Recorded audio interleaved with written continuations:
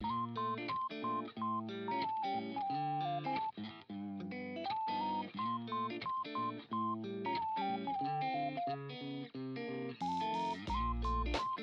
回は遠心力をうまくコントロールすることで無理なくヨーヨーを早く動かしたりゆっくり動かす技術を身につけるワークショップです。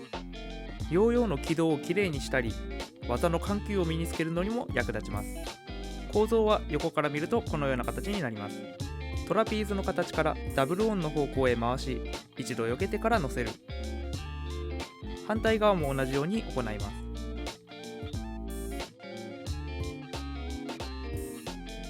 1回ずつ回すとこのような形になりますが、遠心力を使って一度に回すようにしてみてください。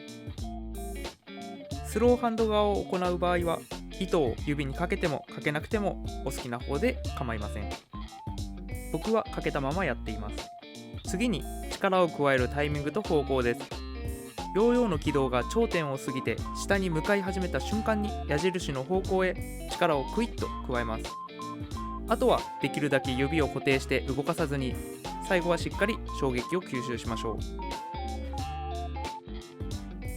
ゆっくりと回したいときは遠心力を軽く加える程度でできるだけ固定して動かさないことがポイントです。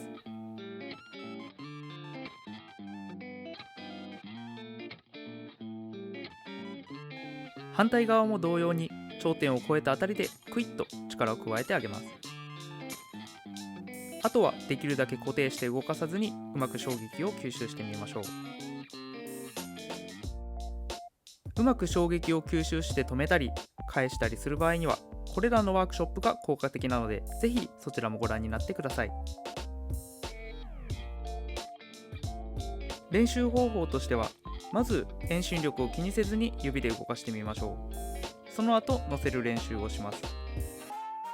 それらができるようになったら指を固定したまま遠心力で振り回す練習をしましょう。その後に糸に乗せる練習を行いましょう。ここまでご視聴いただきありがとうございました。